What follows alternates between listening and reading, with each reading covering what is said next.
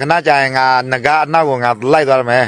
ငါလည်းစိတ်မရှိတော့ဘူးမင်းတို့အကူရင်လည်းမင်းတို့ကြည့်လို့အနိုင်ကျစ်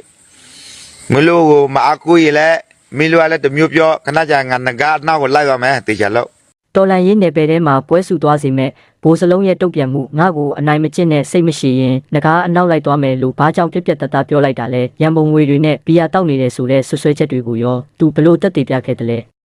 တစ္ဆာတရားနဲ့တိတ်ခါကိုအရင်တီးပြီးသူပြောလိုက်တဲ့အချက်လက်တွေကိုအခုဗီဒီယိုမှာအစအဆုံးနားဆင်ကြည့်လိုက်ပါမင်းတို့ဒီလိုလွန်ရခဏကြာရင်ငါငကားအနောက်ကိုငါလိုက်သွားမယ်ငါလည်းစိတ်မရှိတော့ဘူးမင်းတို့အကူရင်လည်းမင်းတို့ဒီလိုအနိုင်ကျစ်မင်းတို့ကိုမအကူရင်လည်းမင်းတို့ကလည်းတမျိုးပြောခဏကြာငါငကားအနောက်ကိုလိုက်သွားမယ်တေချာလို့ငါလုံးမလူငွေငါလူငွေရ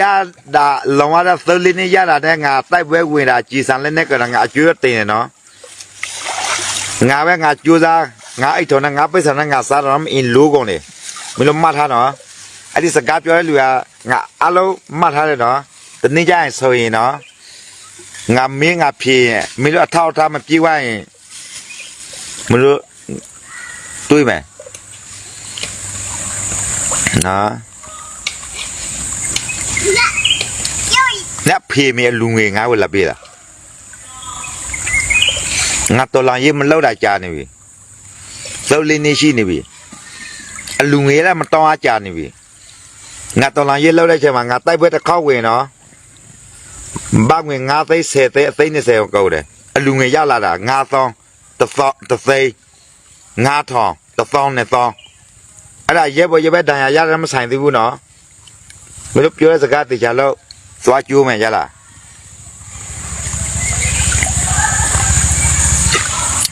မင်းတို့လူငွေလက်ကမင်းတို့စားပြီးတော့ငါ့ကိုလာပြောတယ်လီသေးမယ်ဟေးကြောက်နော်မင်းတို့ဘဝရအကူကြီးမနိုင်ရအနောက်ဆက်မပြေနဲ့မှတ်ထားဆွေမျိုးသားသမီးရှိတယ်အပေါင်းအသင်းရှိတယ်အဖိုးဖွားဖေမင်းရှိတယ်စောက်ရောင်စောက်ဖို့မလုံးနဲ့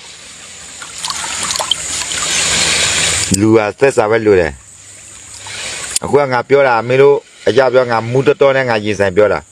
ကိုရေးနဲ့လီကိုတော့ဘာမဟုတ်တဲ့တသက်လာနေတချို့နဲ့ပောက်ချက်မရှိဘူးအခုဒီမင်းတောင်းနေတော့နဲ့တော်လိုင်းရက်ပုံကိုကြောက်တယ်မအေးလို့အခုထိတာရနေတယ်တော်လိုင်းရေးရံပုံကိုသူတို့စီကဘယ်သူကယူကြကြ